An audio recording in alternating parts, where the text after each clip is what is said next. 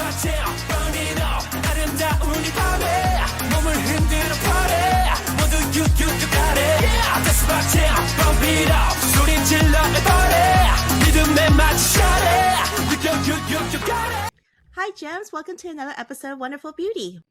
So we're back. We've been gone for a month now, believe it or not. We missed you guys. We missed meeting up once a week to discuss random K-pop crap. But we were very busy. Anne's little sister got married, and it was a very amazing event. Oh yeah, it was definitely a lot of people.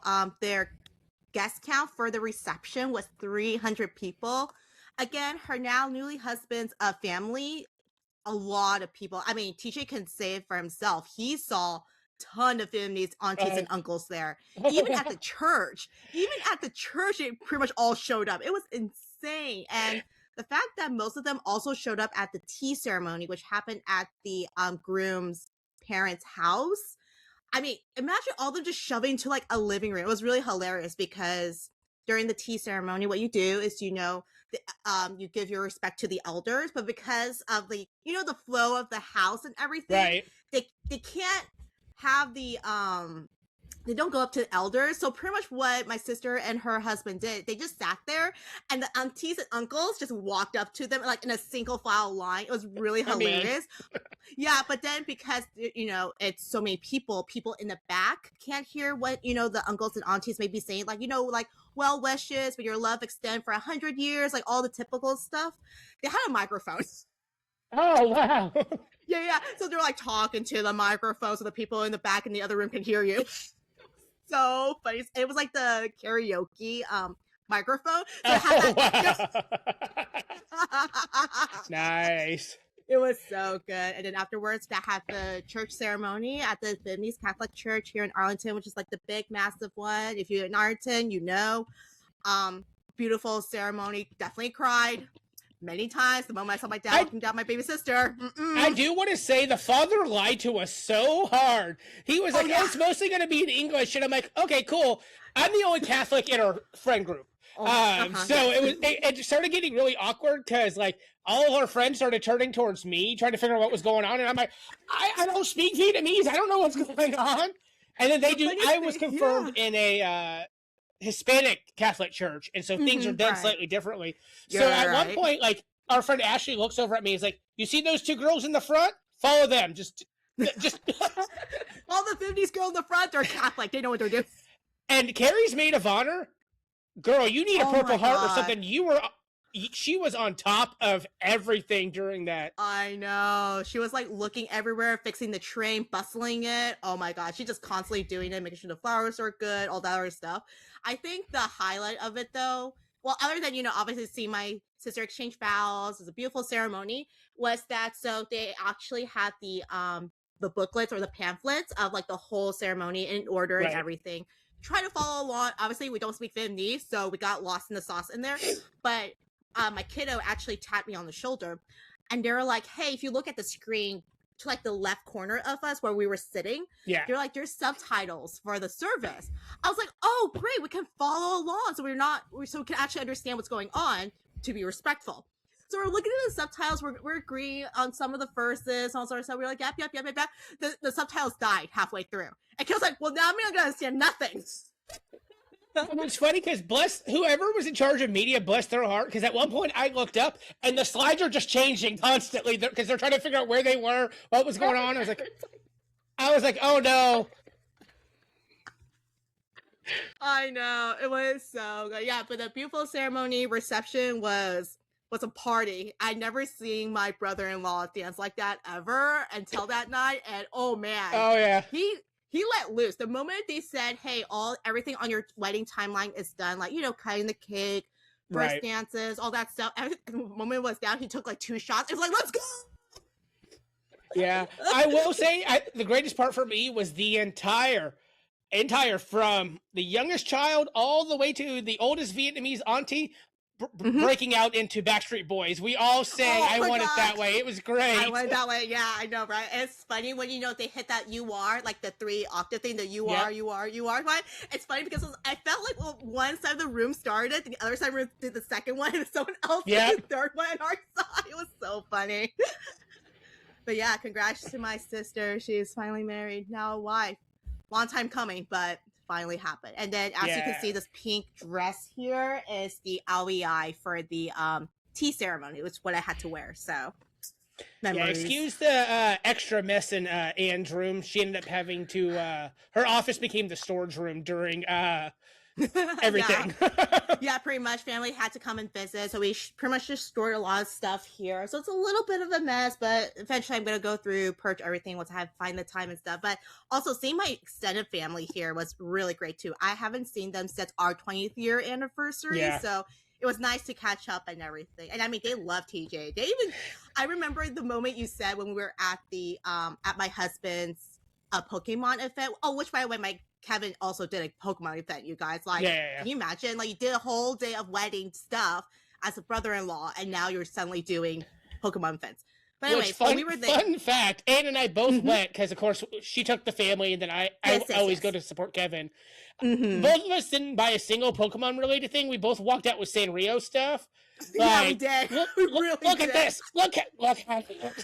I know, and I bought the pom-pom pure, and the moment I saw the girl make it and she posted it on her Instagram, I was like, save it for me now!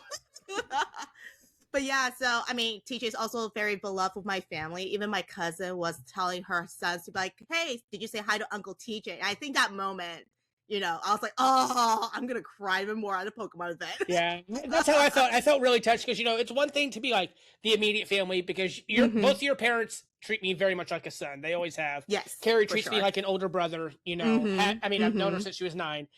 But, and it was funny because I remember Mary was like, oh, this is Miles, this is Malcolm. I'm like, yes, I know.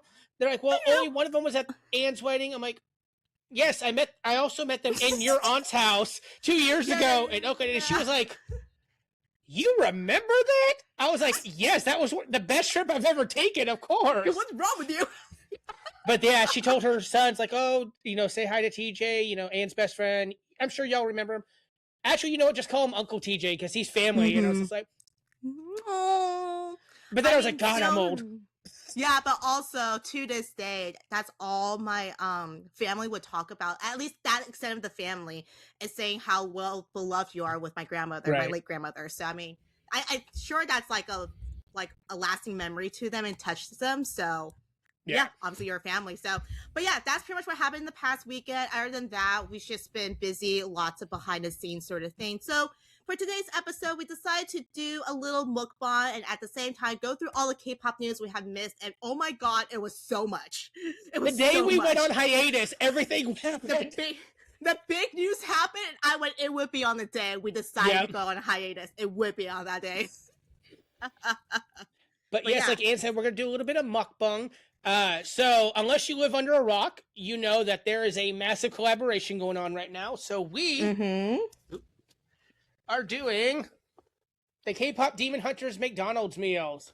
And on the other side, there's the Saja boys. And of course, we're doing Huntrix because one was not breakfast, and the Saja boys got shafted. Their meal kind of sucks. They really did. It's just a sausage McMuffin, I believe, with spicy sauce. Which, you know, I did get in the morning because Kiddo wanted McDonald's for breakfast. They wanted a sausage McMuffin. So I did get the Saja Boys card. I actually did not open yet. I'm going to save it for this video. So I have the Saja Boy cards here. But let's go through. All right. Which one are we pulling out first here? So, of course, the base of the meal is going to be a 10-piece nugget. Can't go wrong with the 10-piece nugs from McDonald's. I know, the little Hanmoon. I know. I also like, it says it in Korean. Chicken makna what? Makna. Oh, McNuggets? Oh, McNugget. Whatever you say in Korean. Whatever. Yes. Continuing on. And then, let's see. I got fries here. Okay, so I guess they go in this little package here for the ramyun. Yeah. I have it right here, too. Okay, cool. All right. Yeah, I got my fries here. This is the ramyun. Oh, yeah. There's the seasons in here. Cool. All right. Ramyun. Sopu. Sure. Whatever. Sure. I mean... Yeah. No, I do love how they put Korean on here, though. That's really cute. All right. Oh, I got the Huntrix cards here as well. So same with me. Great. And All then right, the and last then two. the special sauces here. Oh my god. Let's go. My nails. So we have the demon sauce and then the hunter sauce. Mm-hmm. I hear mixed reviews about the demon sauce. So... Yeah, I've heard, yeah, same. So we're gonna kind of dive in. We're gonna do a quick little taste test. Yeah, and then we are going and then we're gonna continue eating as we actually do the news. Yes, for sure. I'm just gonna stick some of the fries here. My bottom of the box fries in here real quick. Alrighty. So, want to do the nuggets first then? Yes, I like that there's instructions on the back too. Oh, there is. Oh, yeah. It's like pour, sprinkle, roll, and shake. All right. All right. Here we go. All right. Let's go open this up. Oh. It says, "Tell the Saja boys, Huntrix don't miss." That's cute with the little signatures. So call them out. But also, I really do feel bad for the Saja boys. They got nothing. They don't even get like, special packaging or anything. So sad. Well, I've seen some people online, like the wrapping for the sausage McMuffin has like the broken Han Moon or something on it. But I mean, like they could have done something more, like have those like actual box they uses for like the quarter pounder or the Big Macs or whatever. Yeah, they could have done something with that, you know. Okay, alrighty. I was gonna say I got like 5 X-Acto knives, and now I can't find a single one of them. All right, well, everyone, the demon sauce, you guys, is obscenely neon purple and a and I can't it jiggles. No, it's not even spilling. I mean, it's definitely spilling if I pour more, but it's like you know, like just jelly almost. Ooh. What the? Oh no. I mean, it smells like what am I thinking of? Like almost like the sweetened tteokbokki sauce, you know? Like I'm getting a little more hit of vinegar on it. See, mine's not neon purple. Mine's like dark purple. I don't know. Maybe it's just the lighting of it, but maybe. All right. Alrighty. They didn't give me napkins. Let's look at I have one napkin. I got no napkins. I may have to use tissues here in a sec. I'll grab it. So I've got, and then the hunter sauce is just like a reddish sauce. It's you. Like a chili sauce, maybe. Oh no, ooh, my nails. That smells like it's got some kick to it. Oh yeah, no. It smells like a chili sauce. Maybe like a sweet and spicy chili sauce, maybe. All right, we shall see. And let's make our Ramyun Fries. Yep. So if y'all don't know, this is a thing in Japan and maybe some other Asian countries, but I definitely know it's for Japan, where they have shaka fries. Our mutual friend Ashley, she told me about this. She was like, "Oh, so it's similar to shaka fries." And we're like, "What the heck is shaka fries?" And she was like, "Oh, you just put the fries in the bag and you pour the seasoning and you shake it. Shaka." Oh, there goes. That's like, let me in. Oh my god! All right, there we go. Ooh, smells good. Whoa! It smells like literally like the ramen that you put in like the ramen seasoning when you're making ramen. Alrighty. I don't know if we discussed this or not, but who's your bias in Huntrix? Oh, mine's Zoe for sure. Yeah, and this is no surprise if you know me, but I am 100% a mirror boy. Like, heck yeah! Oh, fun fact. So this weekend is WeebCon, which is an anime convention, and I believe it's at the Gaylord Texan. I think this is only their second or third year. They're very, very new. It's time to replace. It kind of replaced when Anime Fest and iKON has discontinued after all those controversies and all that. Oh, I didn't even hear about that. Oh yeah, that's something you can research on your own. But so WeebCon this weekend, they have the voice actor for Mira, Mayhan. Oh, that's so and cool. And they also have the singing voice of Jinyu being there too. So Andrew Choi, I believe is his name. So yeah, so since you graciously gave Kiddo those Funko Pops for their birthday, they're gonna get it signed. Nice. That's so cool. And it's kind of funny because I realized looking on Instagram, the only member that I follow EJ, of course. I followed EJ for a long time. Oh yeah. But I follow the only like singing voice from the entire thing that I follow is Ramyun. Because I just love her. She's so unhinged. She's so active. I love her so much. And it's so funny when her significant other is just like chilling in the background. He's kind of looking over. It's like, whatever. I just love the fact that she's almost like personality-wise, she's almost more like Mira. Yeah, like, I know, yeah. I know the singing voice of Mira. She just did something really cool. She appeared for one of those like woman empowerment things at the UN or something like that. Something really big. It was really cool. So I saw that the other day. All right. So what do we want to start with? Let's do chicken nuggets. Let's do, I don't know. Want to do the demon sauce? Let's do the demon sauce. Let's see. Let's see. I don't like the color of it. It makes me feel like I should be tasting like grape. You know what I'm saying?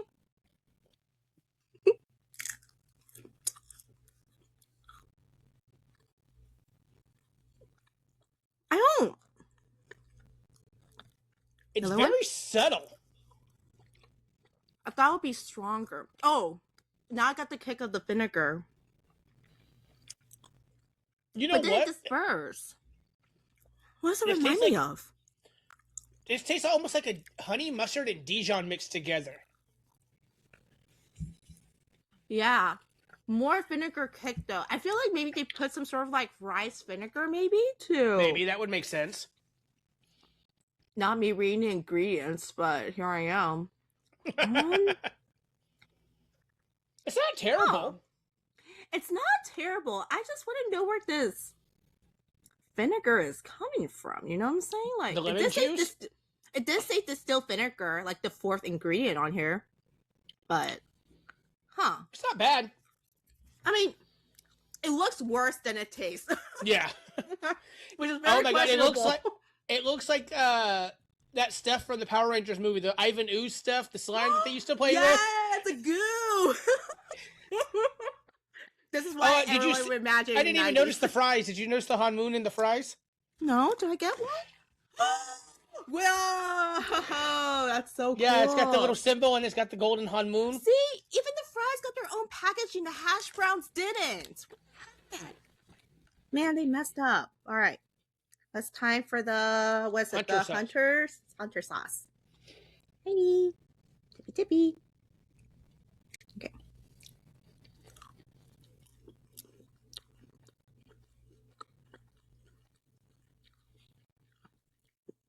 That's just chili sauce. Yeah, I know. I was going to say that's just chili sauce. Tastes like sweet chili sauce. I use sauce. this for my egg rolls. I use this for my egg Yeah, rolls. that's exactly.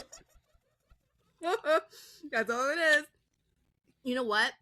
I'm not gonna lie. I think this is the same chili sauce they used for the BTS meal back then. Might be. I think I like the demon sauce more. Yeah? I actually do like the demon sauce more because this is like something we've already like tasted before. This is different. You know what this tastes like? Have you had the firecracker sweet and sour chicken from Panda yet? The bulldog? Yes, I have. It does. It tastes like it tastes like a much not a spicy version of it. No. Yeah. Not bad. All right. Let's try the ramyun, the shaka ramyun. Ooh. The coats on there are quite nice. I know, I was going to say, wonderful coverage on this. Like, every fry in here got evenly covered, which is crazy. Ah. Tastes like ramen fries. Tastes like ramyun. It tastes like ramen fries, yeah. Wow, that's crazy. It's a little too salty for my taste, but I like it. Maybe what we have to do, if you guys get this, ask for fries with no salt. Also, that ensures they're making it fresh instead of like sitting there waiting for like its next order. Then when you put the ramyun, maybe it'll be less salty. But it was extra salty. I mean, that's pretty good considering I got my meal about 30 minutes before we started recording. That's not bad. Hey, did you even reheat it in the air fryer? Wow, it held up pretty well then. Okay, with the demon sauce, that's not half bad.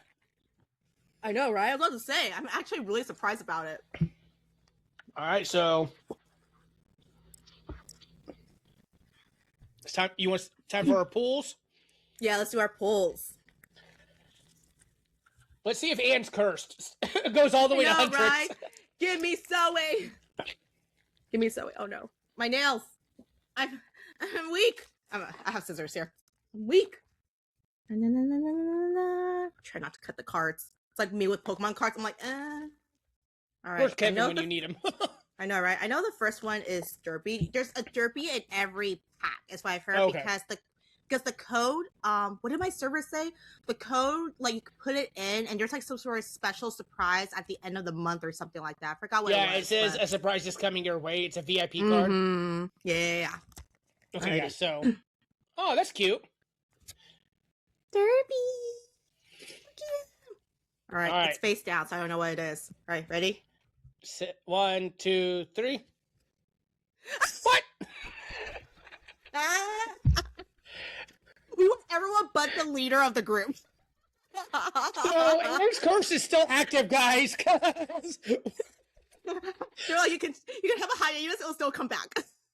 So, I will say, because I've seen the other photo cards, Ruby's is the worst out of Huntrix. I know. I wish they'd done more with her. Because she's the main character. Like, and it's weird because the other two have their weapons. I understand that it's from how it's done. Right. But, like, that's not a good photo of her. Like, they could have done something more with her, or have her weapons out or something. Yeah. Or even have the, well, I know it's the rarer one, the one where she has her demon marks on it, but it's what it is.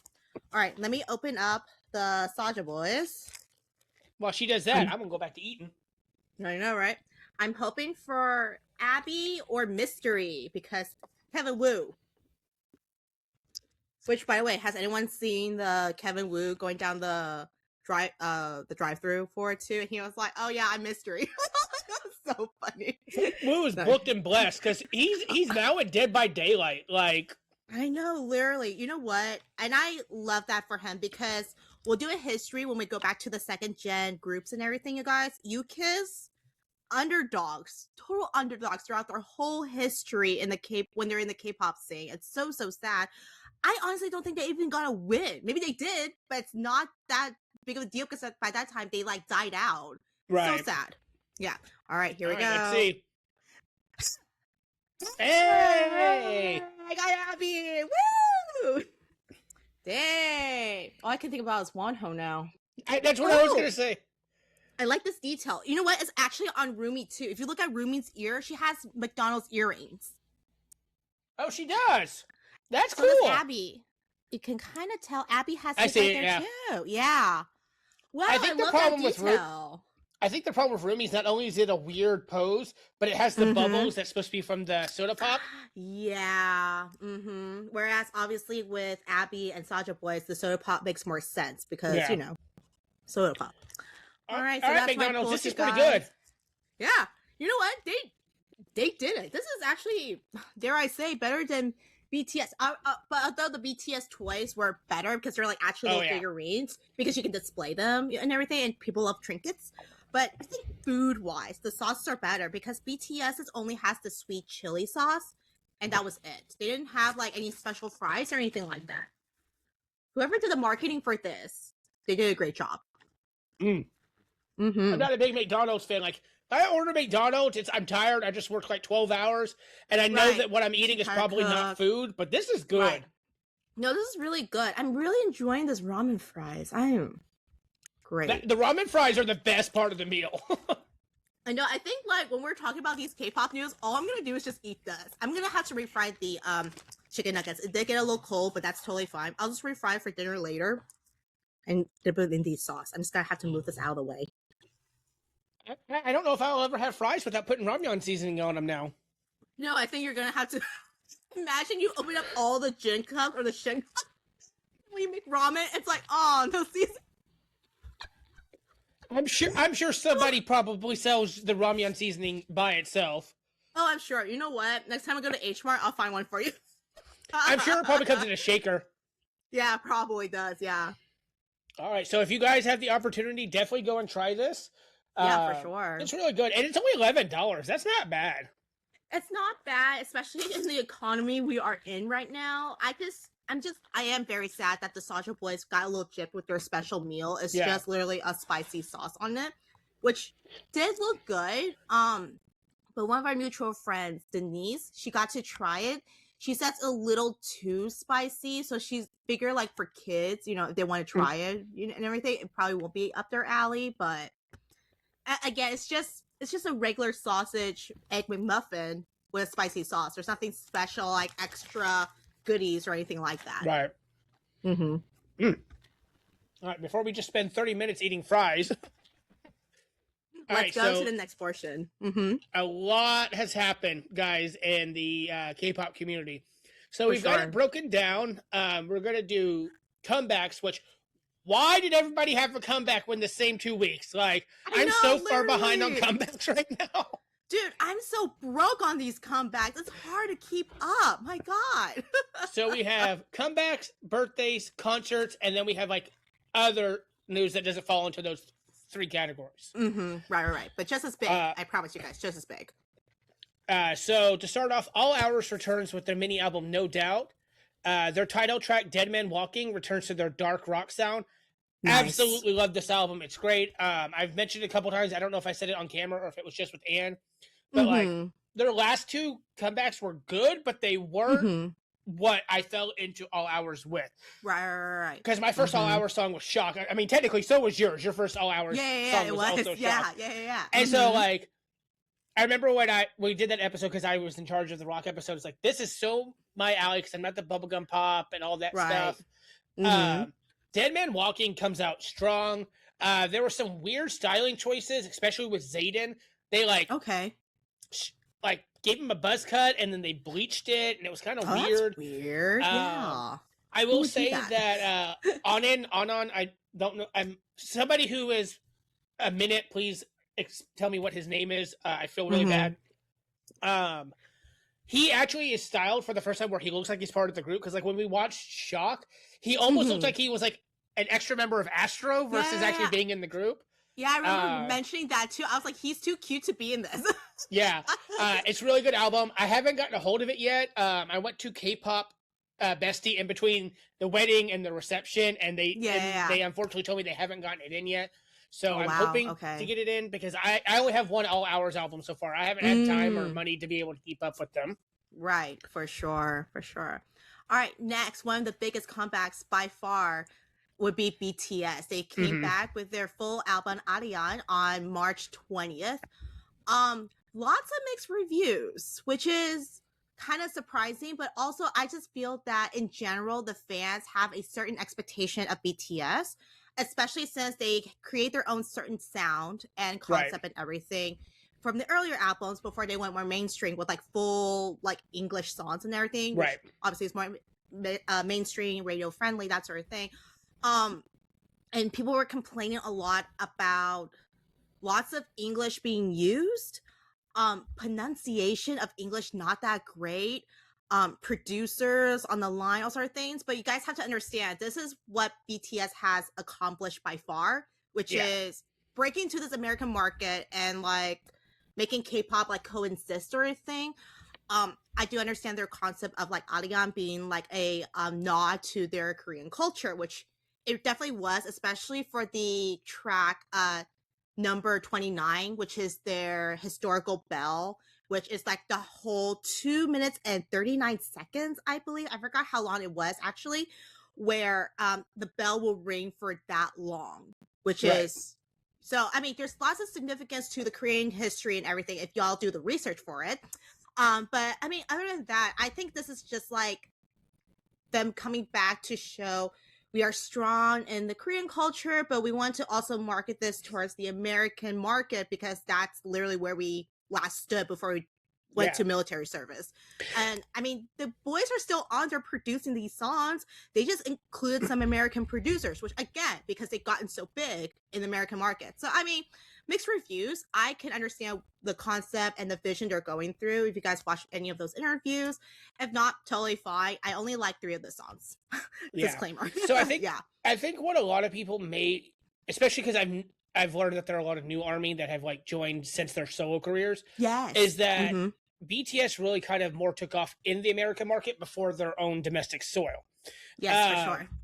And so I could see why, like, if you don't understand the history of the group, like, yes, that this album could be a little off-putting. I did listen to it. I gave it a free shot. I told Anne, I said, you know what? I've always appreciated BTS's music. I'm just not a fan of the fandom, so I'm going to go in for sure. blind. Was not a fan of it. I think I told Anne there's only 2 songs that I really enjoyed. Yeah. I told her it was from a musician standpoint, because Anne and I both are technically classically trained musicians. Right. That there was a lot of weird mixing in the album. It almost felt rushed, which I guess I was talking to a coworker. She's an old school ARMY, and I guess during the actual documentary, that like it was revealed that it was very rushed. Like Hyde and Big Hit was like, "Hey, like we need to get you guys back out there." Yeah. But like I said, I gave it a fair shot. I will give anyone a fair shot at least once, as long as it's not like, don't have Sungiri come out with the solo album and be like, "Hey, give this a shot." I'm gonna be like, "What? No, yeah, exactly." But no, I honestly, I mean, as it says, revealed from the documentary, it was rushed, and that's only because Hyde thought, this is our big money makers. We're gonna get this out fast. We're gonna announce the world tour. Bam, bam, bam. I felt the moment the last member got discharged from the military, they went straight to work. Like, I'm pretty sure the moment RM got discharged, he was already got shoved into the studio. I was like, go, go, go. And then, like, mixing be weird.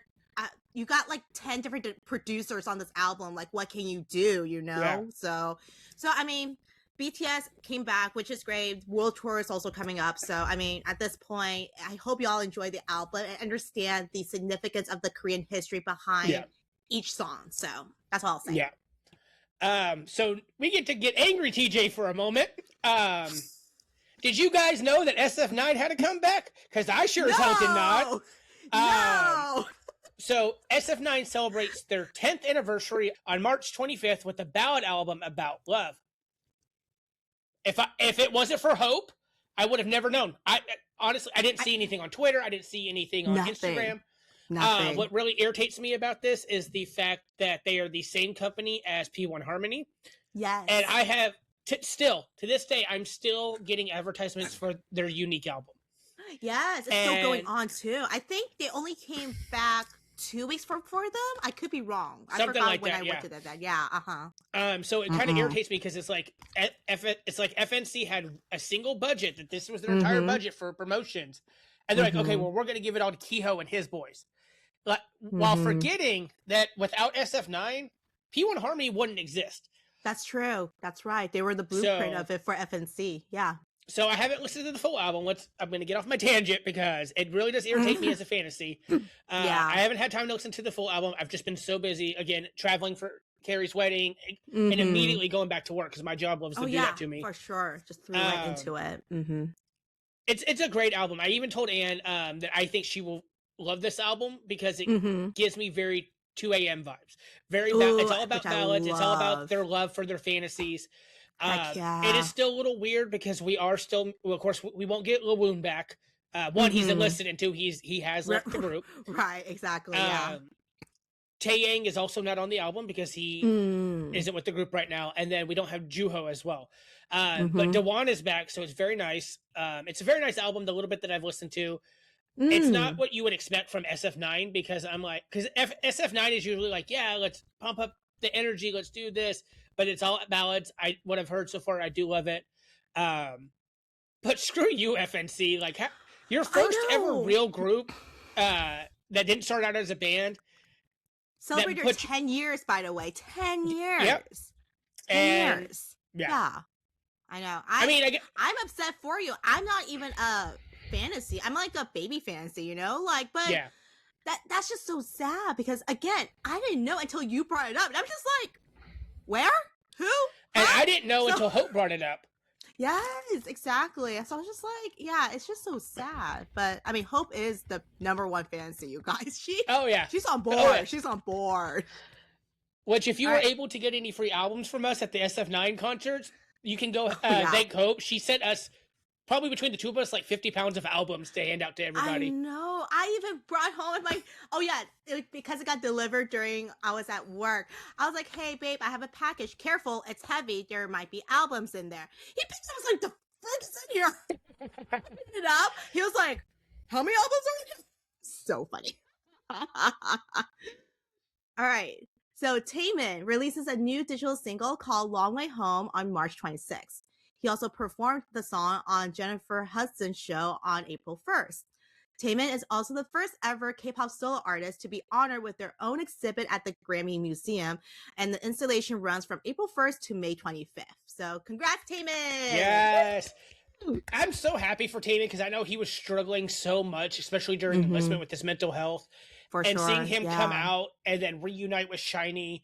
And then, I mean, he's been giving us hit after hit. We got Guilty. Oh, yeah. We unfortunately got the Rizness, unfortunately. But it came out. Yeah. I did read that the exhibit is going to include a lot of his stage outfits. So if you guys get to go and you see the shared skinny jeans with Girls' Generation, please let us know. Yeah, we want a photo of that. Thank you. Exactly. So it's supposed to be like a lot of stage related stuff and a lot of personal trinkets of his own. Oh, that's so sweet. So love that. Again, congratulations to Taemin. He's booked and blessed as well. Oh yeah, for sure. And I believe I feel like he might announce a tour soon, if not anything. So we'll see about that. Doing too much. Irene of Red Velvet releases her first full album, Biggest Fan, on March 30th. I haven't had a chance to listen to it. Again, I mean, everything's back to back to back to back. I know, for sure. Again, I haven't had a chance to listen to it. I have nothing to say about it. Congratulations to Irene. First full supposedly album, we're supposed to be getting... Yeah, because I think she's the first one to have a full album, because I know Seulgi has 2 mini albums, I think.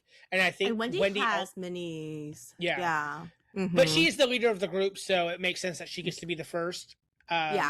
Rumor has it we're supposed to be getting an actual Red Velvet comeback at some point. Still waiting. Congratulations, Irene. I wish I had more to say, but I haven't had a chance to listen to it. All good.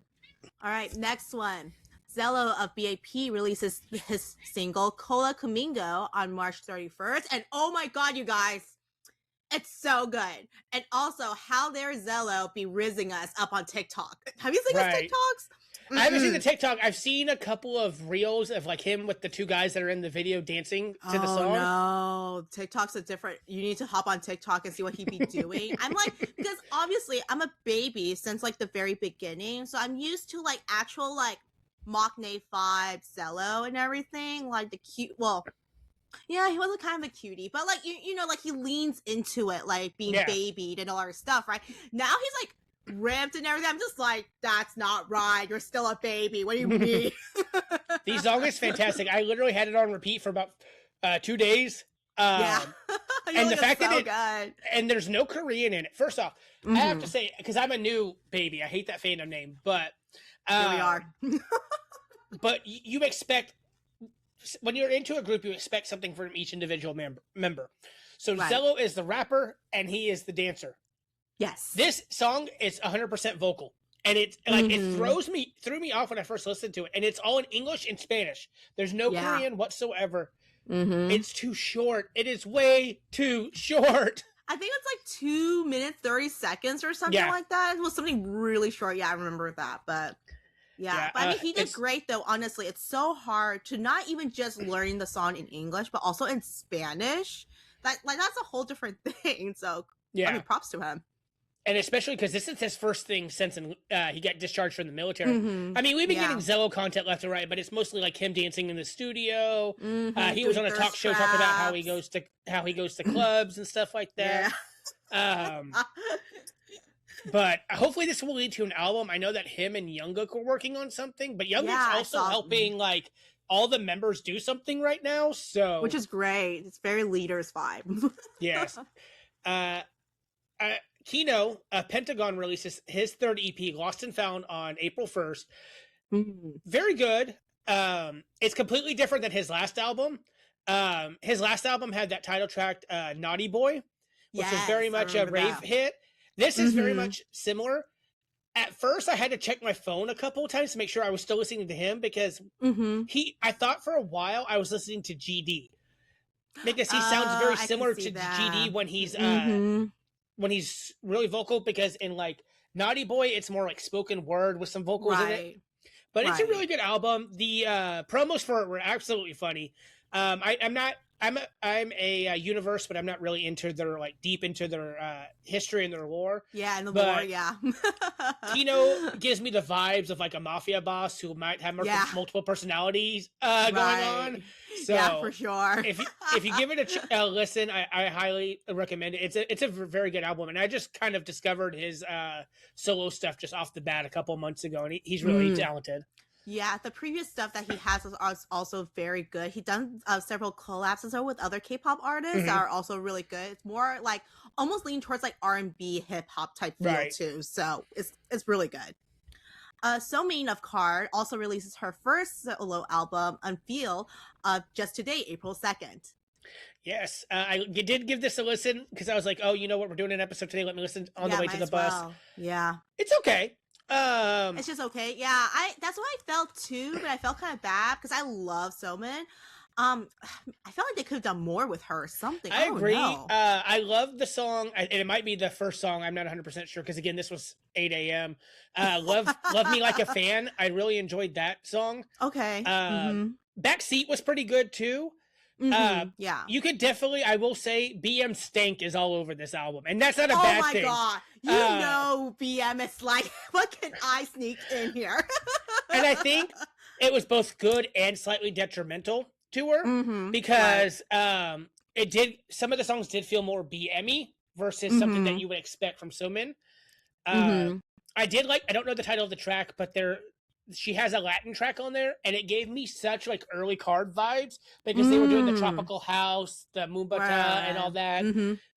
It was okay. I'd say like 6 out of 10. I'll have to give it another listen when I'm not half asleep. Right. But it was okay. Exactly. I mean, I think also the fact that like that's not really her vibe in a sense. Yeah. Like if we were to put her in a concept, like categorize her, she doesn't really fall into that category as well as like Jiwoo. Like in comparison to that, I feel like Jiwoo would easily pull off any songs BM puts out, whereas Somin it's harder. I feel like she's more like, she could go hard, but she feels like more of like a soft girl, more vocals. It could be dancey, it could be like tropical and everything, but that's just like almost the cap of what would fit her vibes more. Yeah, and I mean, we saw that. I mean, she was in April, she was in Purity, all that stuff. Which again, she left those groups because she's like, I don't want to do the cutesy thing. Yeah, and I'm not saying the album should have been cutesier. I just felt like it was definitely more Jiwoo and BM's. Yeah, I feel like maybe if they just had more vocal tracks, maybe it might have done better. It doesn't have to be cutesy whatsoever. It could have been more like a mature woman singing whatever and just make it better. But so tomorrow, you guys, probably the second biggest release in Korea outside of BTS, T.O.P is back with his album Another Dimension. Very excited for this album, especially because oh my god, because of this project, I get into a lot of groups that I miss, and so I really got into Big Bang. I've learned that T.O.P is my bias. I'm definitely a Taeyang wrecker, but they're like this almost. Yeah, I know, you're so close. And I've heard a little. I know his track with GD, and I've heard a little bit of his solo stuff, so I'm very excited for this. And I'm also very proud to see that his home country is finally accepting him. Because I've seen the billboards in Seoul and stuff like that. Oh no, I cried. Oh my god. I'm so excited. Like, that'll definitely be what I listen to when I wake up first thing tomorrow. Oh yeah, for sure. And I don't know if you've seen, I think he didn't do like full interviews, but you know those like promo shots of him like just talking, like, hi, I'm T.O.P, my album's coming out, all those sort of things. He looks so much better and healthier compared to Squid Game's promos. Have you noticed that? His face is just like, it's a little bit more round, more full. It's not like sunken in. He looks so much healthier. I'm so proud of him. I can't even begin how ecstatic I am that he is coming back, and he's also coming back at his own terms while also accepting the fact that Korea is ready for him and like push back all the things that has happened in the past. I mean, you know, he literally dwelled on it. He thought about it. He, you know, put himself in like almost solidarity in a sense of like knowing that he's like a shame to the country, but no, he's not. It's fine. It's okay. I know, because we discussed it in Big Bang about how like how quickly the country had turned on him over a marijuana charge. We're from America, so for us that we think that's a little ridiculous. Right, yeah. But and how like him playing Thanos in Squid Games had to be kept a secret. Like he wasn't even allowed to do promos because they were literally afraid of how that would affect the show because the country had turned on him so bad. So it's such a great moment to see people posting on Instagram like, oh my God, I'm in Seoul. Look what I see. You know, all this stuff. So it was really nice. Yeah. It was very nice. And I know one of his and he also just announced he's gonna do a global fan club as well. So if y'all haven't joined it, join that as well.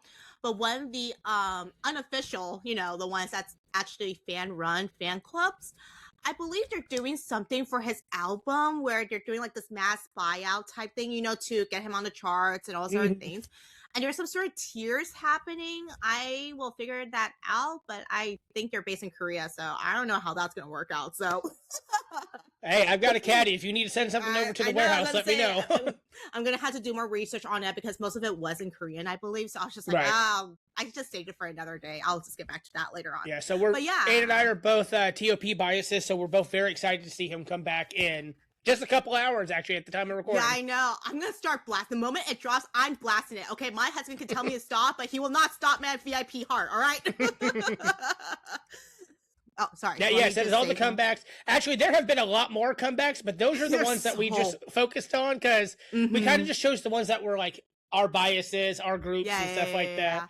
I know. And but I mean, again, there's so many comebacks that has happened. It's so hard to keep up. I think it's just because a lot of groups are just gearing up for the summer tour. So I think that's what's going on right now. All right, so birthdays, and kind of wild on these birthdays, actually. So I know. We celebrated Moonbin Day together, and then all of Astro has had a birthday while we were gone. So funny. I was not aware of the fact that they're all just a couple of months, years. They're a couple of years apart, but their birthdays all just a couple of weeks apart from each other. Yeah, right. So we had Rocky on February 25th, MJ on March 5th, Yoon Sanha on March 21st. Oh, JinJin on March 15th. I accidentally skipped him. And then Cha Yunwoo on March 30th. Like, so yay, January through March being Astro months. Like, so funny. I wonder if they didn't like realize it till later on. And they're like, oh yeah, it's my birthday. And then like a week later, oh yeah, it's my birthday. Then a week later, oh yeah, it's my birthday. And the company's like, F. So it's like back to buying like birthday cakes and stuff. Probably during the freeze, they were like, oh God, how are we going to celebrate all these birthdays? They're all back to back to back. No, for sure. Oh my God. Can you imagine the person who's doing like the birthday post and the promos are like, like the whole time it's like prepping it up. I will say, I did see a very cute video. I don't know if I sent it to you or not, but JinJin showed up at one of his birthday cafes.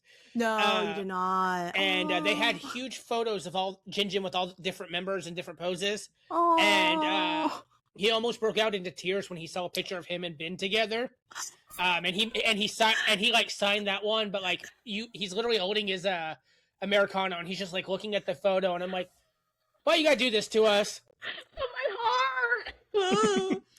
Y'all, I'm not even a Aurora, and I'm over here crying over it. Aura. Man, how dare they? Anyways, also birthdays on March 31st, Yongguk of B.A.P and Gikgwang of Highlight celebrated their birthdays as well. So happy birthday to them, twin babies. Yes. And if you have photoism anywhere near you and you're a baby, Yongguk actually has a option on the photoism machines right now.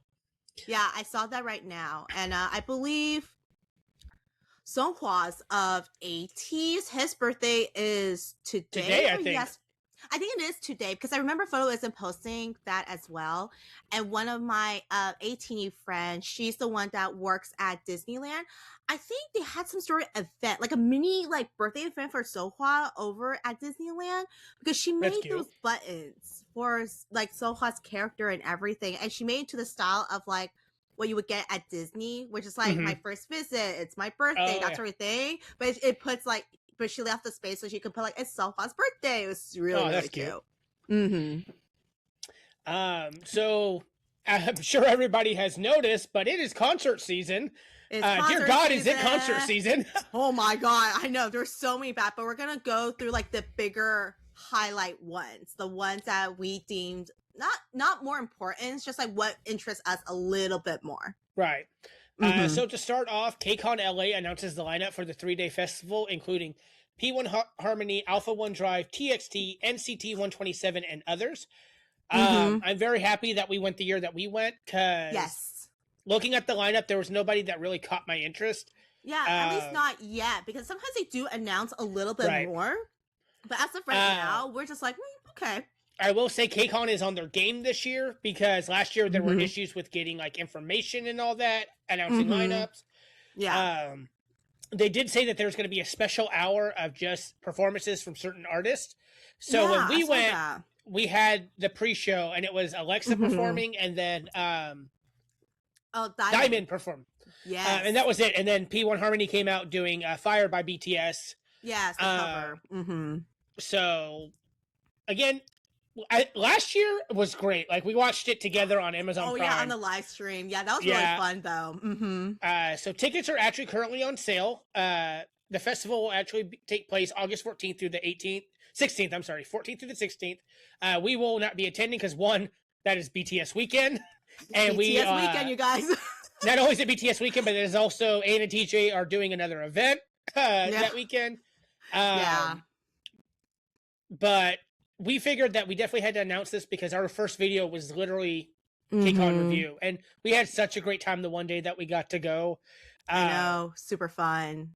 So if you are a Netizen, a MOA, or any of these groups, I would definitely, especially if you can't afford the BTS or you missed out, definitely go. We had so much fun. Like, I want to go again one year, but I gotta wait for a better lineup. I know, but also I feel like, sometimes the groups you're into you're kind of like iffy. You're like, I don't like it. But sometimes when you see them live, it changes your whole perspective of it and everything. Oh yeah. And then you see the newer groups performing songs of the older groups, like their Sunbase and everything. You kind of commend these newer ones, all the work they put into it to honor the Sunbase and everything too. Now, because I came out of KCON LA as an AI trooper, because I loved Alexa beforehand, but I've really seen her live. I was like, yes.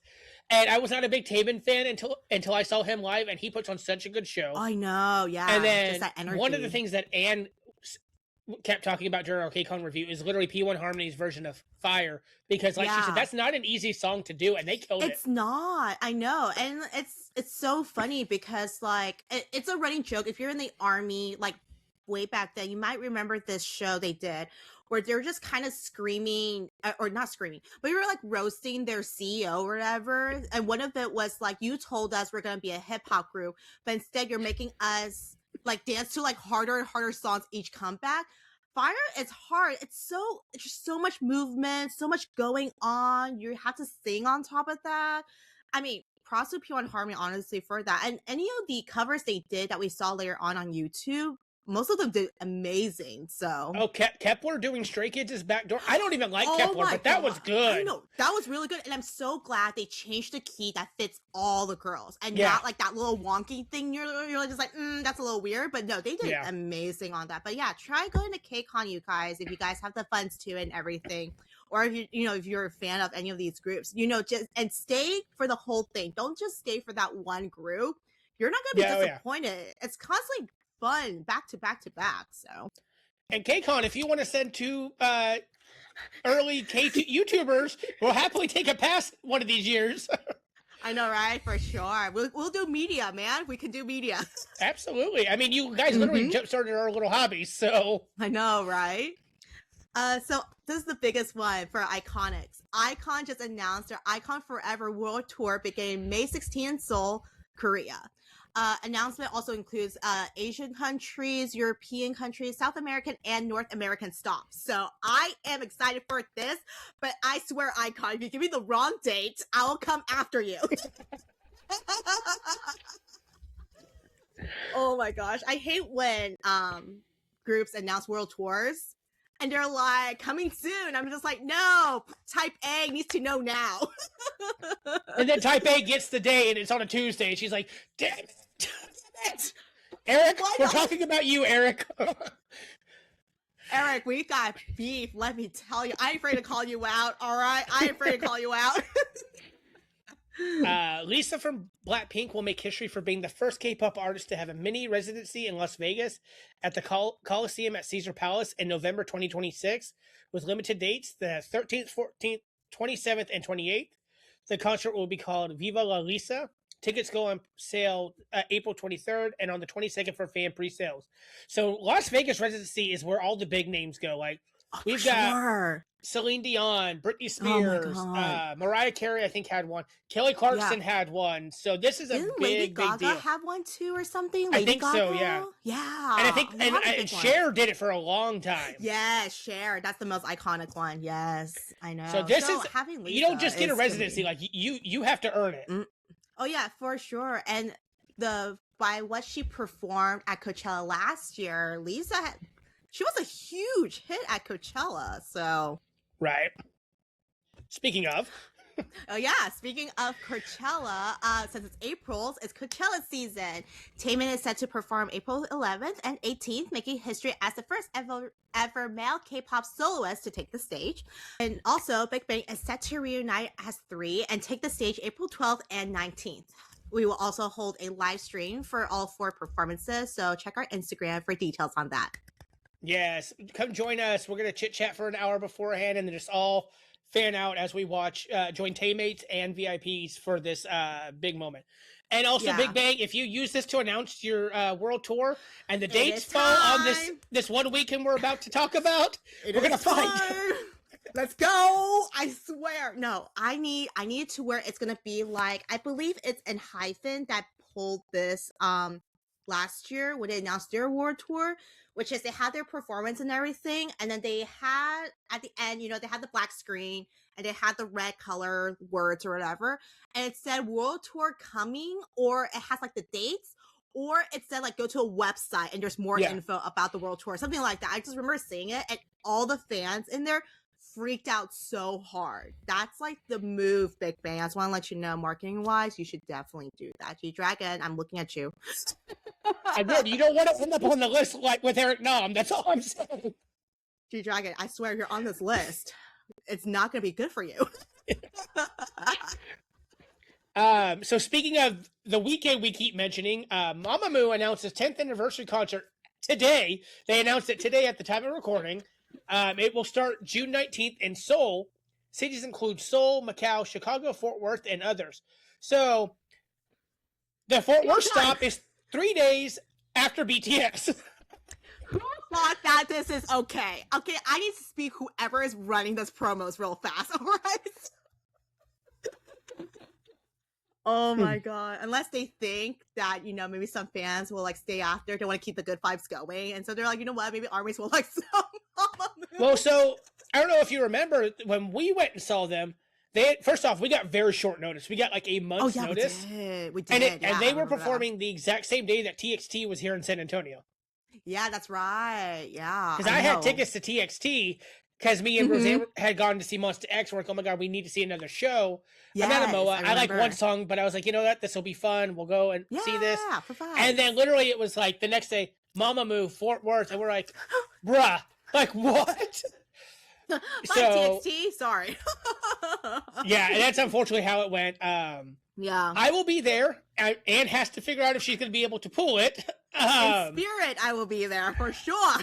But I'm excited. We haven't seen them in 4 years. Hopefully this will also include a new album because they've been doing all their solo stuff lately. Yeah. Actually, Moonbyul just had a comeback, and Wasa has one coming up in a couple of days. That's right. But Mamamoo, why? We need a group comeback. That's what we need to kick off this tour and everything. Yes. Also, Monster X and Big Bang, if you pull something that same weekend, we will be there. We will be broke. But we're going to be tired.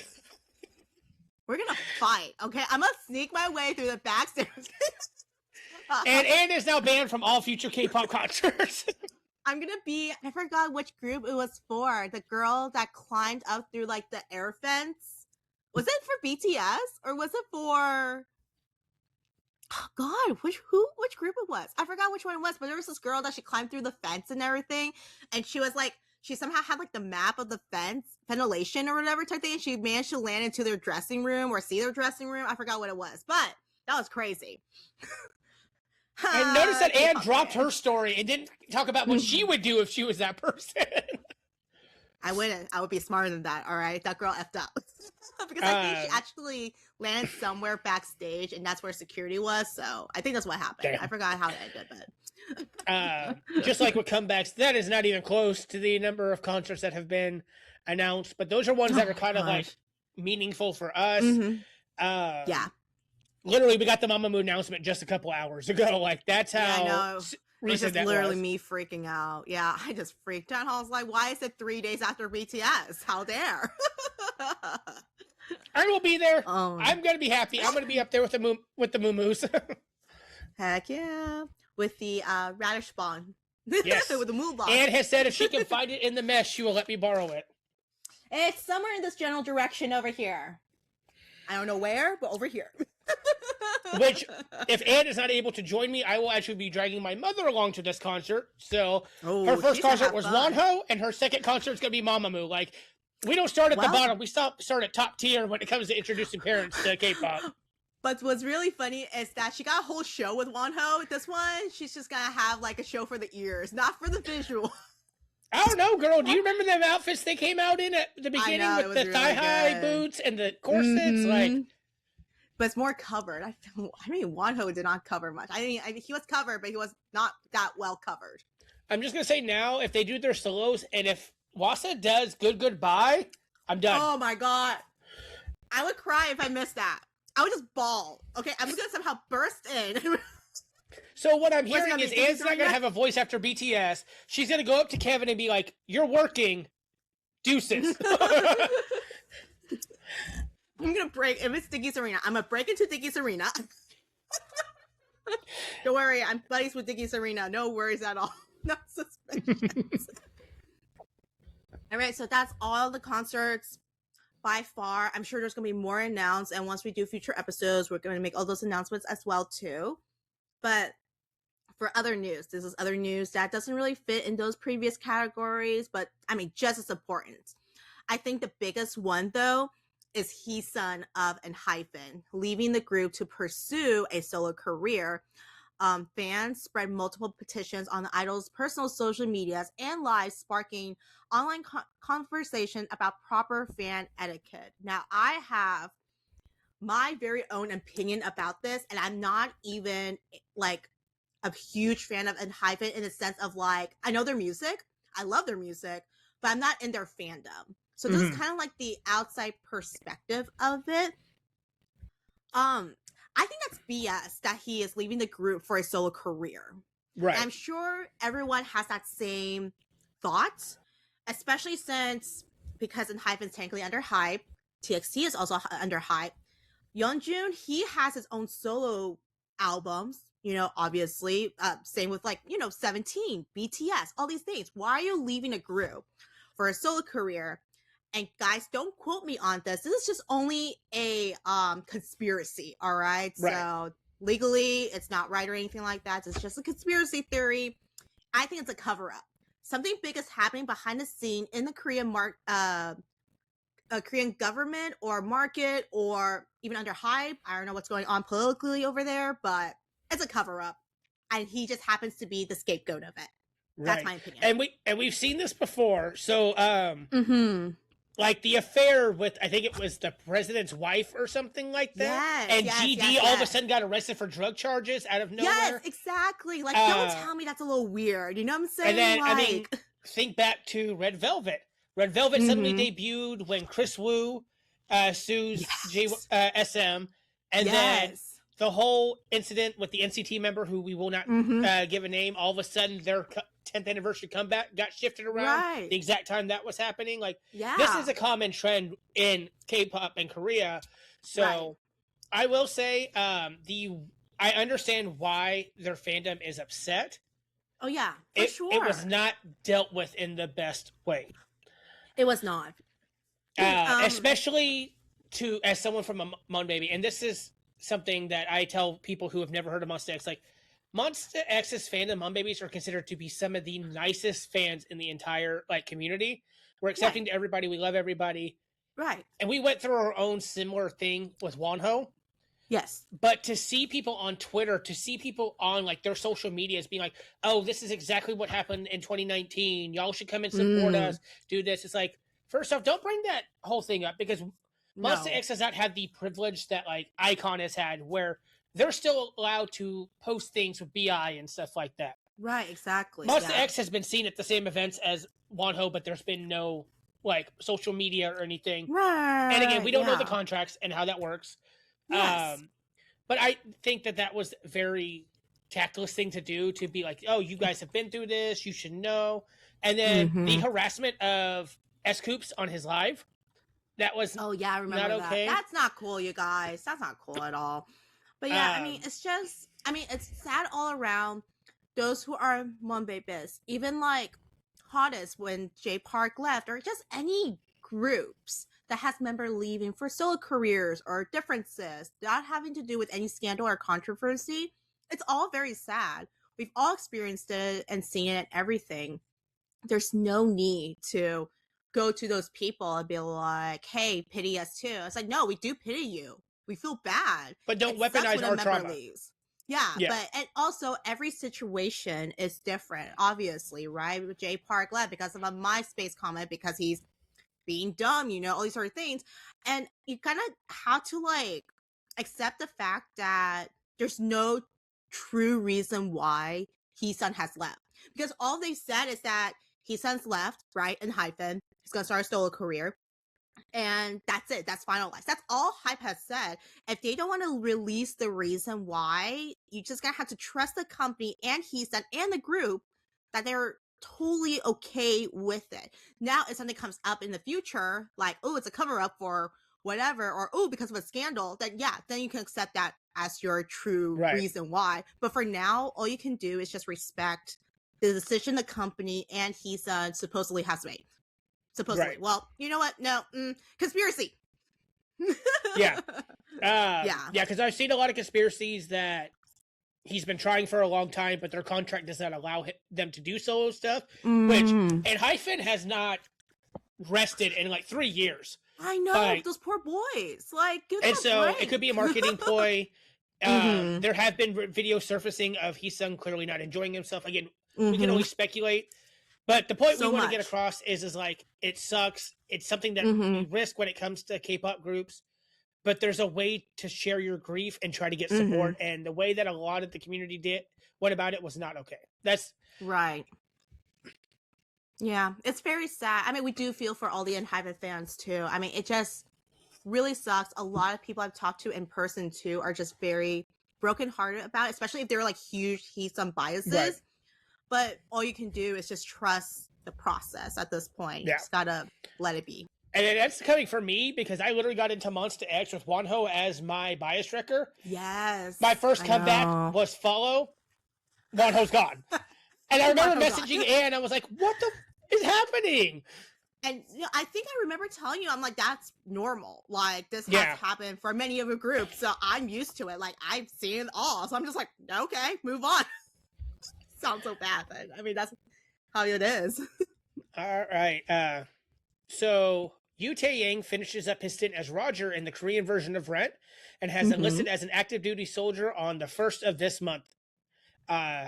Didn't get to see Tae-yang perform with the group during the tour. He was on stage. Okay. He enlisted. I don't know what to say. There's not really a transition you could go from there. I know. She's like, see you in 2 years. If y'all have Netflix, EXO Kitty just started their season 3 just today on April 2nd. And of course, because the whole series is based in South Korea, there's a lot of K-pop songs being featured. For this season, they got Feature Go Getter, aespa Whiplash, Wonho's What Would You Do, and The 8th Skyfall. Feature was a choice. I have questions about that. Very good question. It was a very cute montage scene. I mean, it fits it really well. I don't know if they got the memo that Feature is dead. Well, the show probably recorded before they became back as girl set, so. Yeah, that's probably what it was, and they can't change it, probably because, they had to go out and ask for rights and all sort of things, so I totally get that, but, JYP, why couldn't you just give them a heads up? I'm sure JYP was like, I got my check, bye, figure it out. He probably did. Oh, and also, you guys, Pino from B2B also made like a 5-second cameo in the first episode. Heads up. All right. Sticking with enlistment, I should have included this with the last one. Soulless BI enlisted for mandatory service on the 16th of March.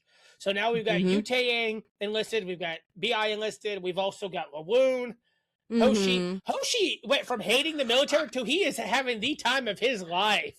Did anyone see the whole freaking military squad doing Aju Nice? Like, what are you doing? He is the most inactive member all time.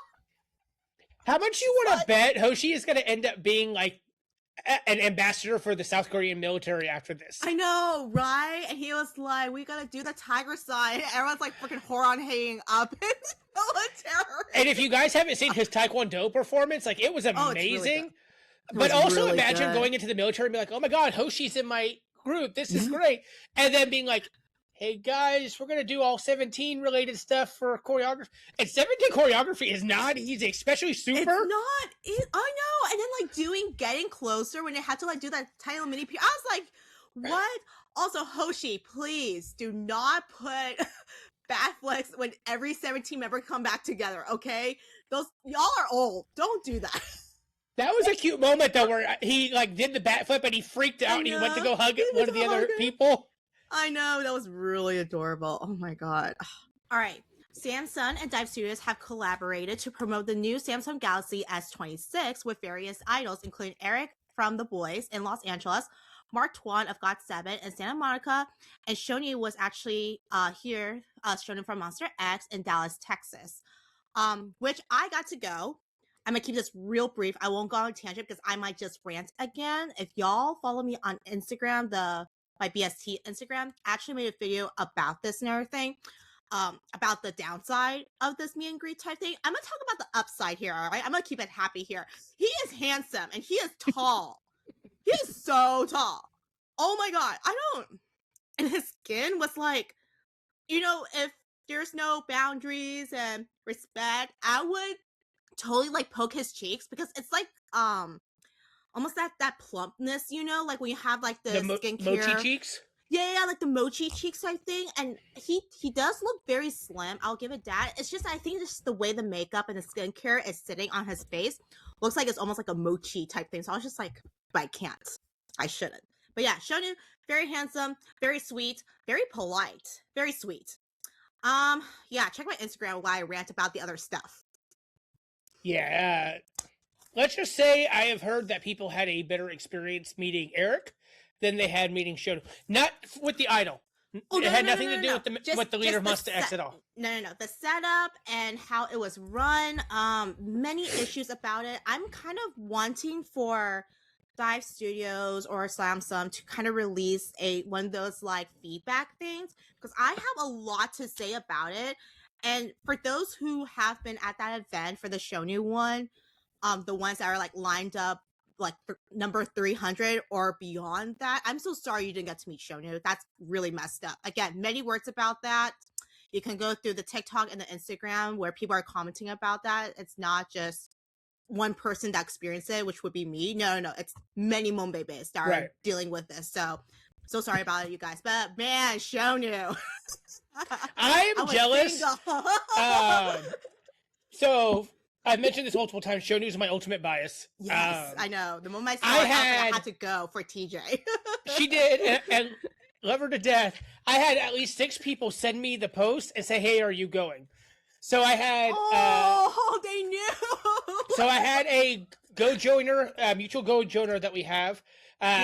He sent me one. Even Ling sent me the post, and she was like, "Hey, you're going, right?" I'm like, "Frisco's about 6 hours from where I live. No." I love the mindset, but no. Yeah. So, because I guess I'm the Shonu guy on Instagram because I'm Shonu Shops. So I had quite a few people who were like, "Hey, you're going." Actually, I have a Go-Joiner who's from Nicaragua, and she even sent me the post. So I didn't get to go because I had to go the next week to go to Carrie's wedding. Yeah. I love that. That's very so jealous. Funny. Yeah. So I even sent the video. I sent the video to you, the one where Shonu like steps out of the car and everything to get into the mall and stuff. I sent it also to Kevin because I was laughing at the fact that like he was like, you know, on the side, like the road, then he stepped up on the curbside, then he got taller. So I sent him the video of that. He reused that video and he tried to tag like Shonu, like actual Shonu's Instagram, but yours popped up first and he was like, who the F is Shonu Shops? I was like, that's TJ. He was like, man, he a fan? And it's funny because he posted it like, why do you have my child and wife freaking out about you? And I messaged him immediately, like, you better leave my man alone. And that's when he was like, who the heck is Shonu Shop? I can't with him. But yeah, Shonu is very nice, very sweet, all that stuff. But man, the promoters and the ones who's running that event for Dallas did not do great. But we will move on. It does not help that Dive Studio is also under Eric. So, Eric, you now have 2 strikes against you with Ann. You're on very thin ice now, Eric.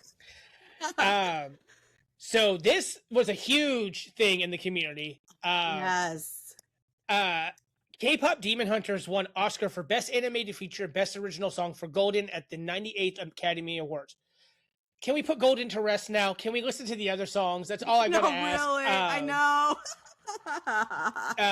So Huntrix, of course, performed Golden at the show, but we opened with the Hunter's mantra, full of cultural references, including a pansori storytelling, accompanied by book drums and a sapori dance that washes away evil. Yes. I enjoyed the Hunter's mantra more than I enjoyed Golden, just because it was such a beautiful and cultural thing.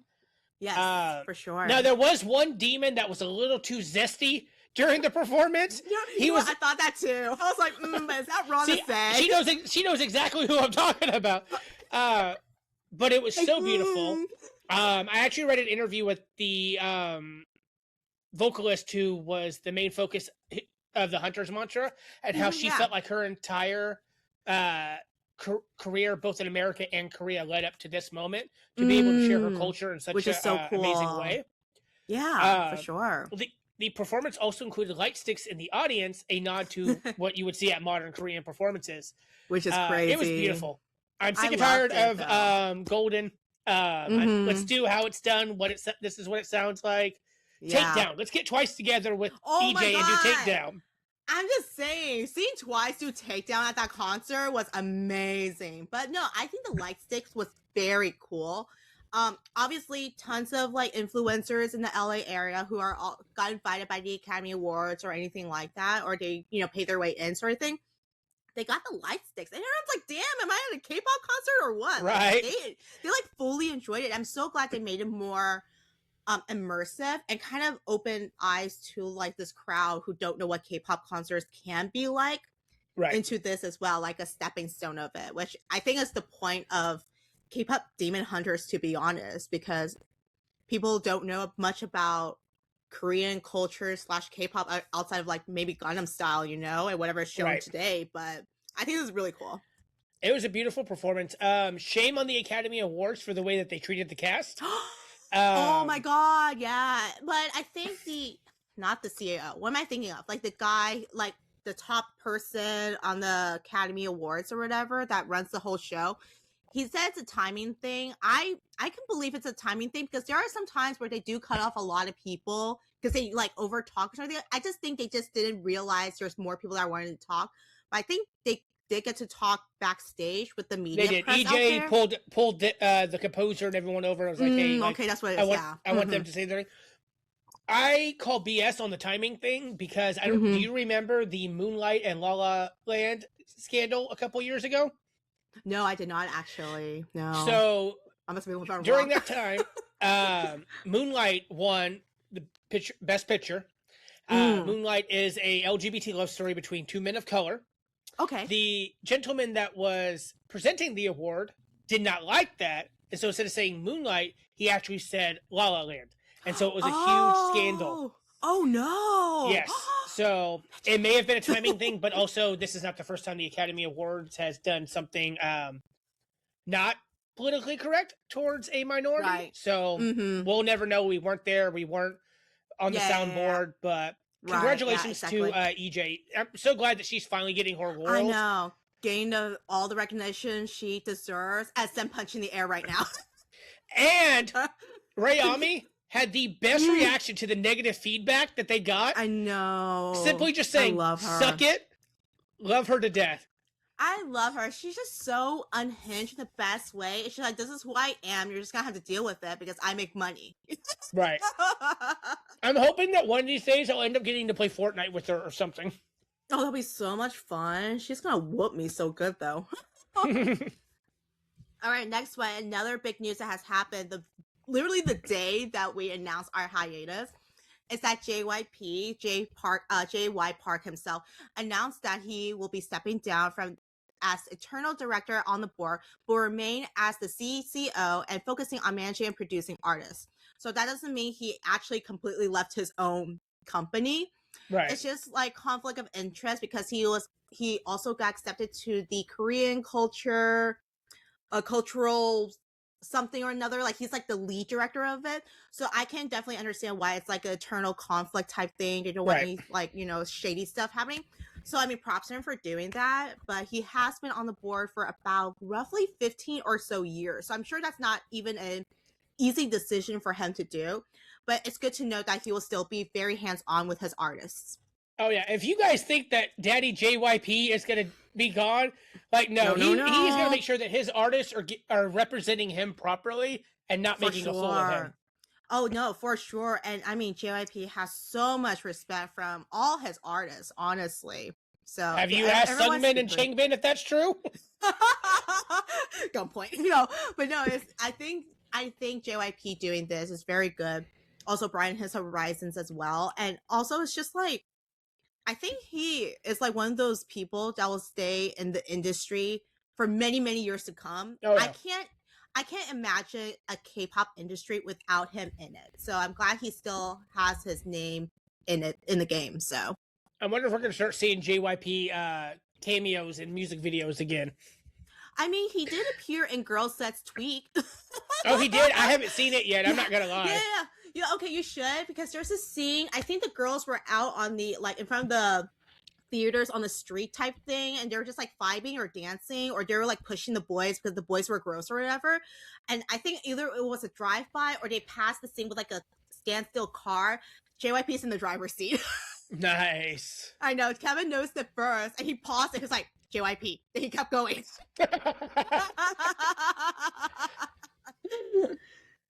Right. So this one I think affects me a little bit more than Anne, but and I don't want to end on a sad note, but beloved K-YouTuber Caitlin Benson announces leave from YouTube on February 26th in a video explaining the detrimental effect on her mental health with unrealistic expectations from followers, as well as multiple death threats over being a multi-stan.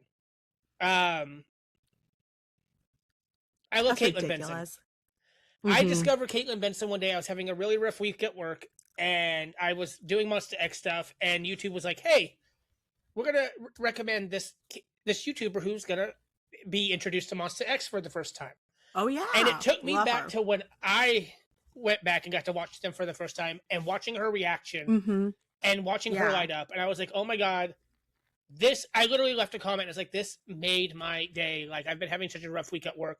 And Caitlin actually liked it. I remember her actually like hitting the like button. That's so sweet. I love that. And so her whole thing is kind of where I got the idea to kind of push on Anne, like our joke about making a YouTube channel, like let's actually do it.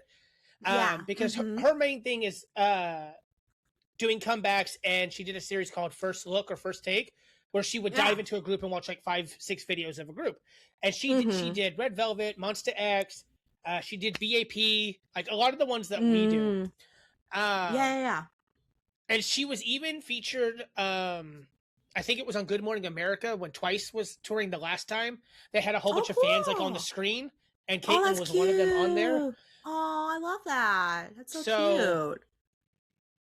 It was really hard to see this video. I didn't watch all of it. I got about halfway through, and she started crying, and I was like, I can't do this. Yeah, that's really rough, for sure. There has been a massive community backlash to the K-pop community over the treatment of Caitlyn. Many YouTubers have made response videos about the toxicity of fandoms, as well as the poor treatment of multi-stands in the K-pop community. It's just so sad because she was like, you see these people who are like vocalist, vocal teacher reacts to 17, you know, Metalhead reacts to Dreamcatcher, like these little niche videos. Whereas I felt like Caitlyn was like, I want to look at this group. I want to have time. Like her video about Jessie is one of my favorite videos because she is very easily shocked, and she's a pauser. And like her and Jessie were about to fight because she was like, "Whoa, girl, you gotta like calm down." So it's very sad to see her go. I actually was wanted to have our first video be concert and event etiquette, but I was like, let's not come back on such a negative note. Yeah. But this is something that we see. I've talked about it multiple times about being a male K-pop stan and how like the backlash that I have faced. Yeah, for sure.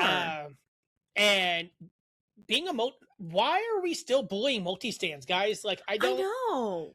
Like, I don't believe that's even, I want to believe it's not a thing, but wouldn't you want people to be multi-stands to spread the love and joy of whatever artist is producing music and all that fun stuff, and then spending money on them? Let's be honest. Like, the livelihood of each group is because us fans, like, we're literally giving our hard-earned money to these groups so they can have the life they have right now and raise in popularity. Do you not want another person to do that? Or do you really think you're going to be the sole provider of this? Because let me tell you, I ain't no sole provider of 17. All right, I may buy a lot of stuff, but I ain't no sole provider of it. So yeah. And I mean, she did not mention which fandoms were bullying her, but I mean, so I'm not going to call anyone out, but I mean, think about it. Especially how many people just went through their first enlistment drought with BTS. I know. Yes. So they started, they started entering Stray Kids. They started doing 17, Monster X. Like, not you guys as in the armies in general, but like when you have a long hiatus, you seek out the communities of others.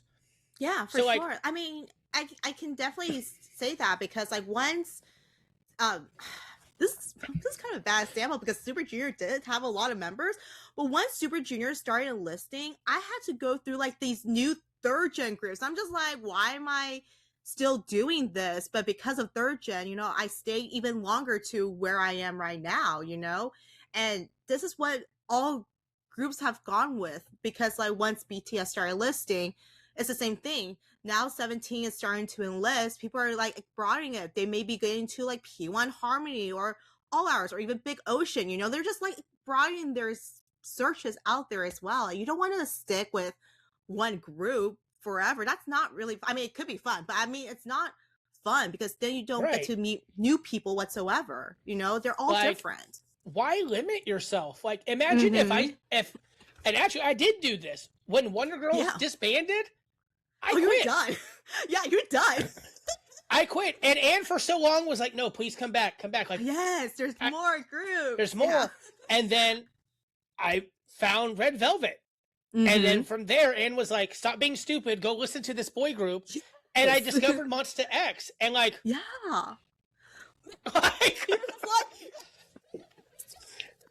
and you can just see the Monster X crap sitting in my camera right now.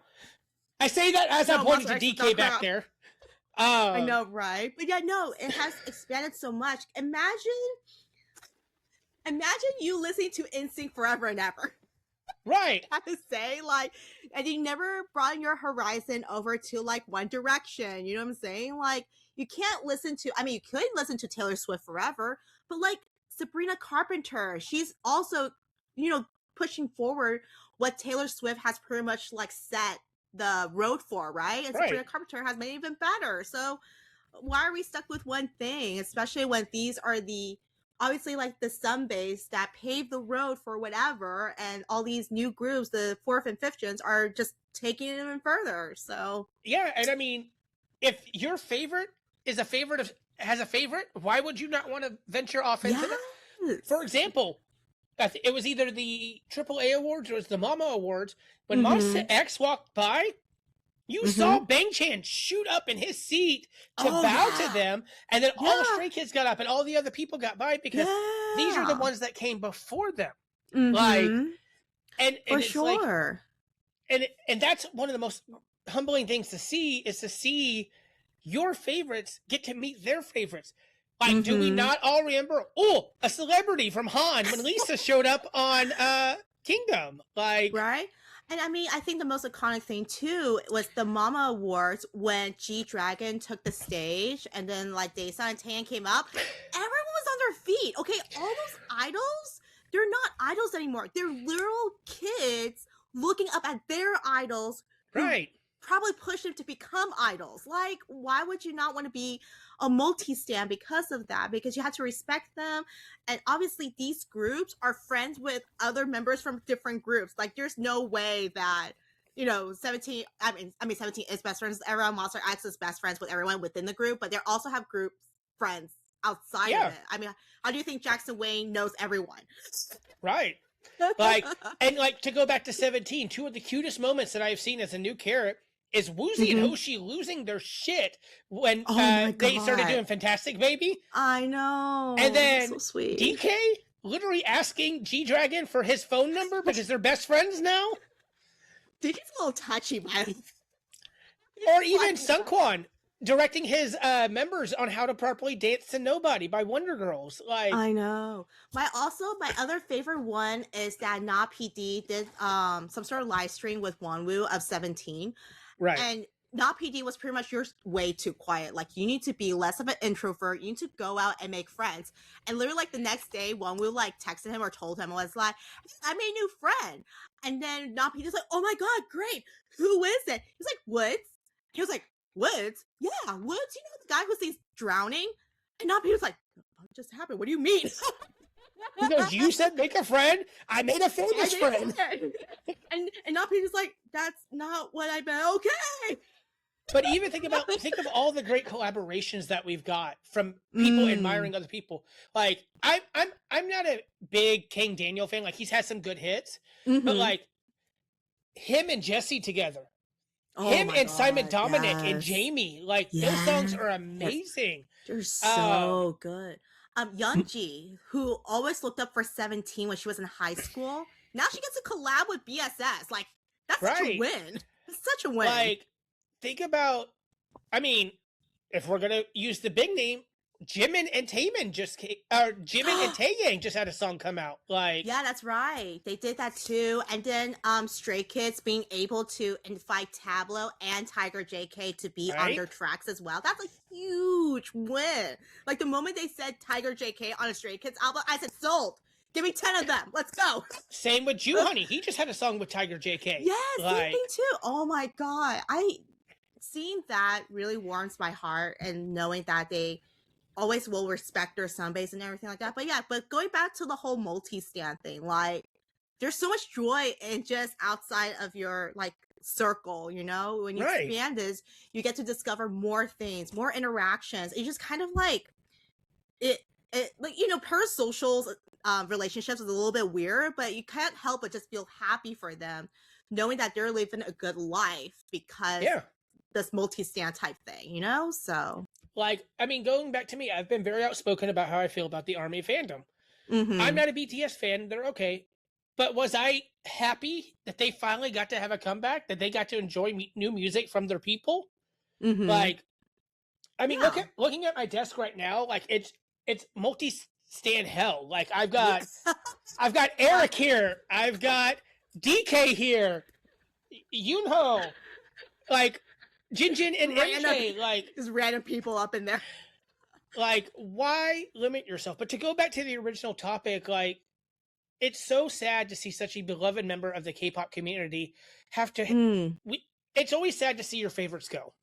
Oh yeah, for sure. But you want them to leave because they get married, they want to settle down and have a kid. You don't want it to be. I was receiving death threats because I was a 17 and an NCT fan. Which is insane. She didn't say which groups. Again, she didn't say which fandoms were her. Sure, yeah. But just like as an example, this is why I'm leaving because of death threats from different fandoms because I like different groups. That's really sad. It's ridiculous, and I'm so tired of seeing fan wars. Like, I'm such sorry, an old but thing. Yeah, I usually keep my nose clear when fan wars start. But I even had to tell Anne, like, I just got into a huge fan war with armies who are trying to disrespect mom babies because Monster X has an album coming out in 2 days, their third English album. Yes. And there was a huge community of armies that were like, oh my God, remember when they were supposed to be popular and blah, blah, blah. It's like, nobody invited you to the conversation. Right. Like, and then, like, also what in your vocabulary means popular? Like, we can, use the one from the dictionary.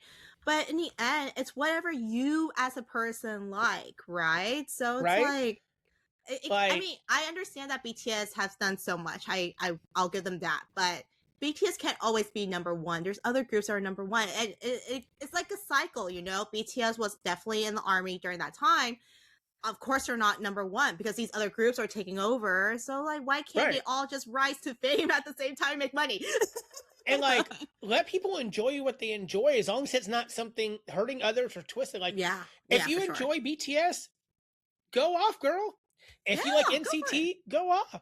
There are some groups that I don't understand why people enjoy them. I'm like, okay, if that's you, like, that's your thing. Like, but, like, as long as you don't tell me that you're a Sungiri or a Tae-il stan, then I'm like, at that point, it's going to be, all right, sit down. We're going to have a long conversation. Right, yeah. We're going to have therapy. So I'm very sad to see Caitlyn go. If you guys, I mean, I'm sure she may check in on her account every now and then. Go leave her a comment. Tell her how much maybe she has touched you, made your day better. The best way that I can put it is YouTube failed her. She was such a ray of sunshine in this community, and to see her go really does break my heart because it's really sad. Her reactions are so great, and it was so great to see her. I almost felt connected to her in a sense, which I know is kind of weird to say because I've never met this girl before, of course. But to watch her discover Monster X, to watch her discover Jessie, B.A.P, around the same time that I was discovering some of these groups because of our show, like, it was great, and I hope she's doing better. Well, I'm going to end with that. I hope she's doing better. I hope she's happy. I'm hoping that one day maybe I'll see her at a Monster X show. Maybe one day I'll get to see her at some sort of show, some sort of event, and I can tell her personally, like, it sucks that you had to go. But I want you to know that you were loved and you mean a lot to me personally as a person and as a fellow K-YouTuber. Right, exactly. Yeah, and it's just so sad because, guys, let's get down right to it. It's just K-pop. It ain't that important. It ain't that serious. It's just music. And we're like, could you imagine? But could you imagine at 36 if we were still having the Britney versus Christina argument? Or the NSYNC versus Backstreet Boys argument? Like, I'm over it, man.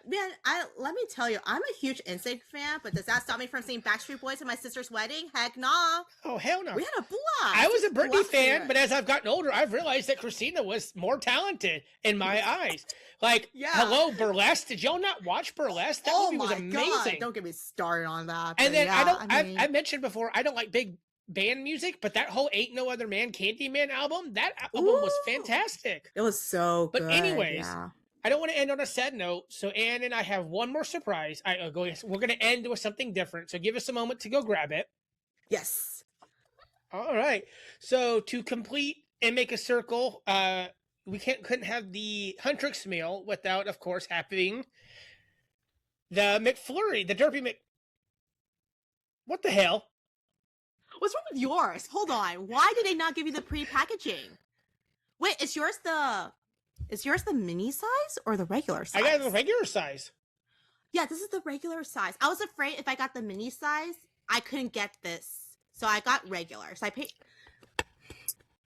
They messed you up. Anyways, the McFlurry machine was working. So why am I putting mine in the camera? I don't have a special one. Oh, look at his little tail and his stripes. Very Hoshi coated. Very. But I also do like the M, of course, because, you know, Furry and everything. And it looks like it's got boba in it? Popping boba, maybe? I think they said it was like some sort of like berry flavor boba. I forgot what it is. Oh, it's not as frozen as I thought. We did keep this in the freezer, you guys, so we were kind of worried it was like too frozen, but I don't think it's that frozen. All right.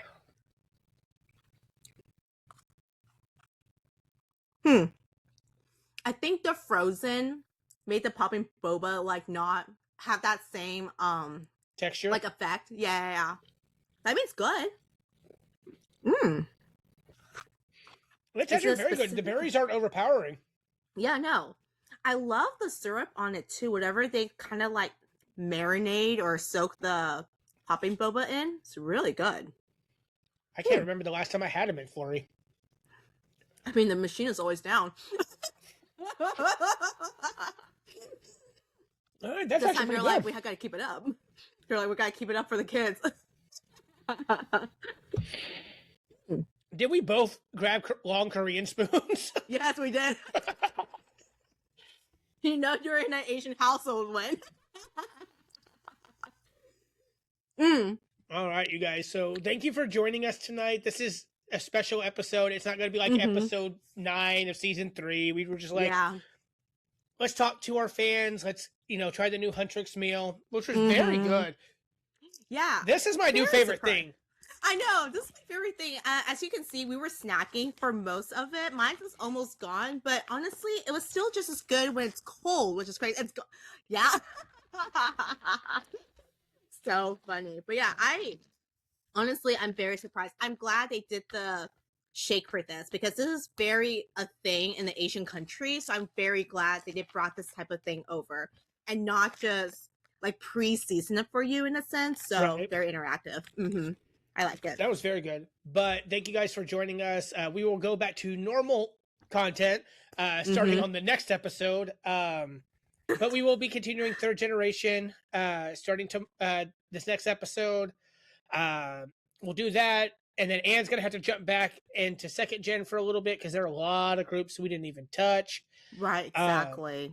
But definitely keep an eye out on our Instagram page. We have a lot of stuff coming out, a lot of events.